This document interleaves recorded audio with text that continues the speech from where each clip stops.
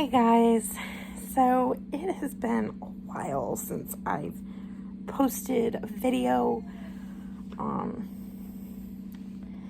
and there's kind of been a reason for that. I tried filming this video a dozen and one times, and I always broke down crying, so hopefully I can get through this without bawling my eyes out. I'm not going to go into too much detail because it's not my story to tell, but I'm going to tell my portion.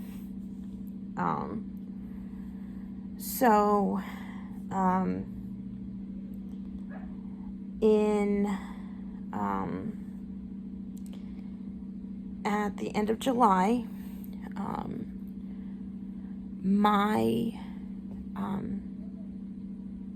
my immediate family, my brother, my sister-in-law, my mom, and my dad, all contracted COVID.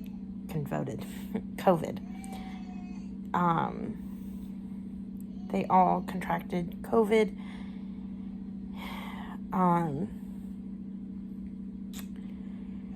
And unfortunately, my dad lost his battle to COVID. My dad had a lot of underlying conditions,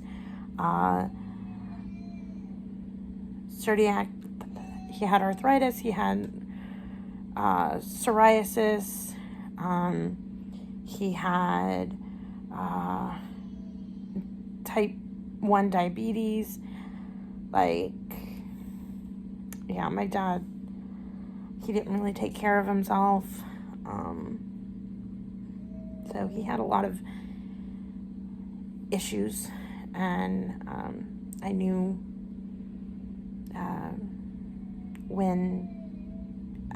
that if he ever got it, there would be maybe a chance that we could lose him.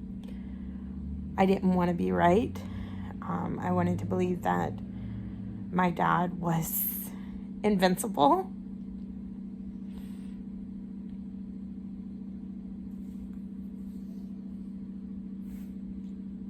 Because he was my dad.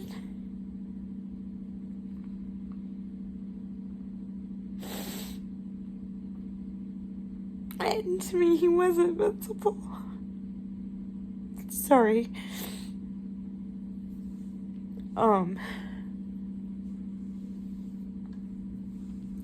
Sorry guys. So we lost him 2 months ago, on August 3rd. We lost my dad. I saw him the day before he died. I took him some stuff, him and my mom, and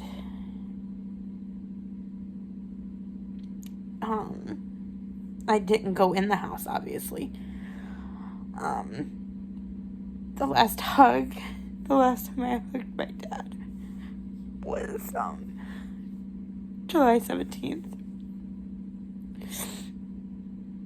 That was the last time that I hugged my dad.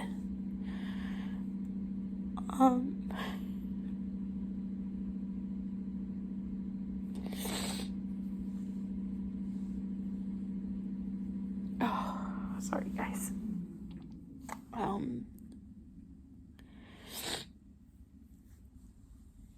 And it sucked. It sucks. But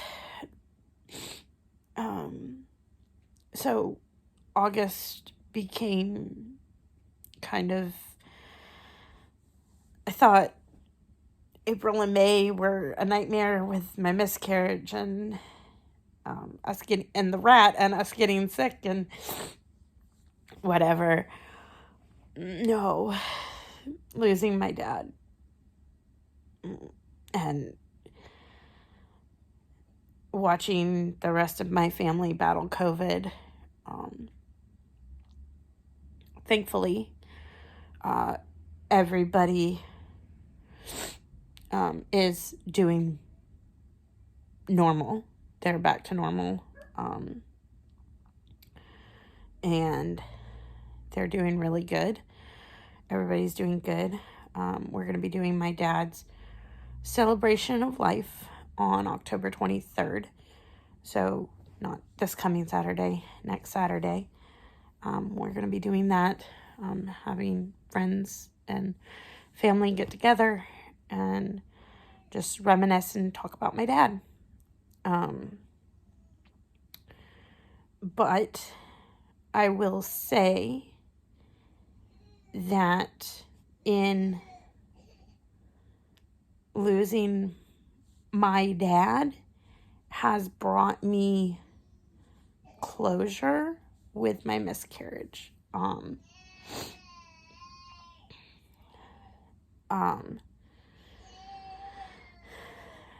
Allie's crying because she doesn't have Passy anymore. So she's just sad. She's fine. But if you hear her crying, that's why we're weaning off Passy. Anywho, it's given me closure with my miscarriage, with losing Trinity. It's given me a lot of closure with that. When I picture what my dad saw when he got to heaven, I know I pictured this beautiful little girl with white blonde ringlets, just ringlets. And she ran to my dad and she said, "Papa, you're here." And he picked her up and he swung her around and he loved on her. And they just walked to Jesus and said, "Hi."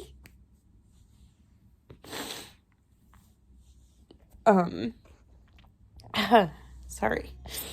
Again, I'm doing nothing but crying through this because this is a very hard video to make.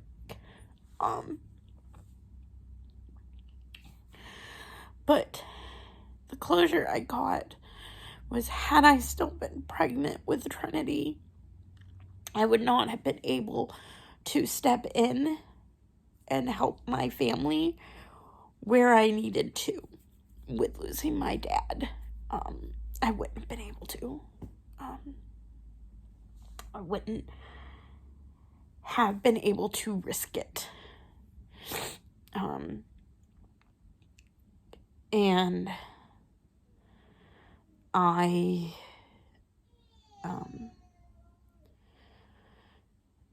did not contract COVID from being around them and doing what I needed to do as a daughter and as a sister to help my family. I was fine. I took a lot of precautions. My mom did end up in the hospital. But that was more of her. She has what's called SVT. And her heart rate was just like really, really, really, really, really high. And we sent her to the hospital for that, more than for her COVID symptoms. And she's fine. Everybody's fine. My brother had a mild case. And my mom had a mild case, and my sister-in-law is fine. Again, I'm not going to go into too much about the three of them because that's not, but my brother and I had to step up in different ways, and I stepped up and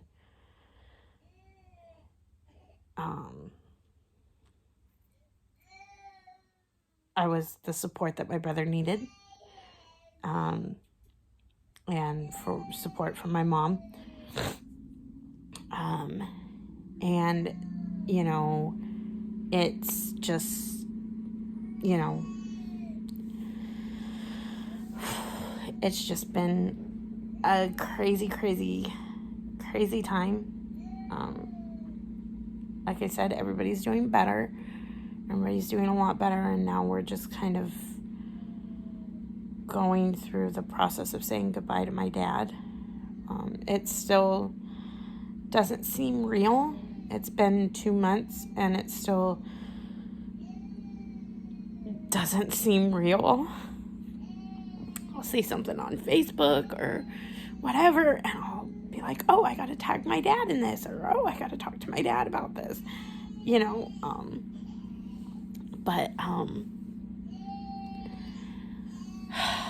Yeah, it's still very fresh. But my dad has been cremated, and we have things planned out for him, what we're going to do with his ashes and everything like that. So yeah, that's coming up in like the springtime and stuff. Some things that we're gonna do for my dad. I have 2 lockets, or 2 little urns, that are necklaces that I wear. It's a little different knowing that my dad's ashes in there now. I don't wear them all the time. I mainly wear them when I feel like I need them, when I feel like I need my dad.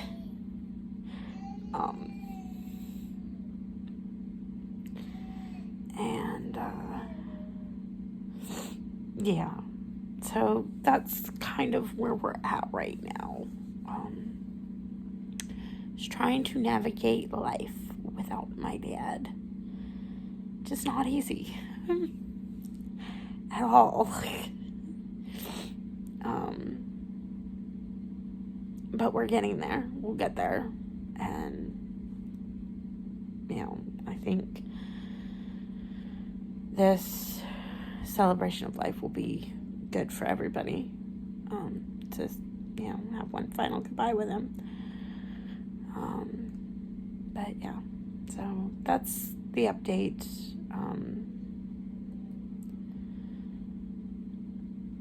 That's what's going on. And yeah,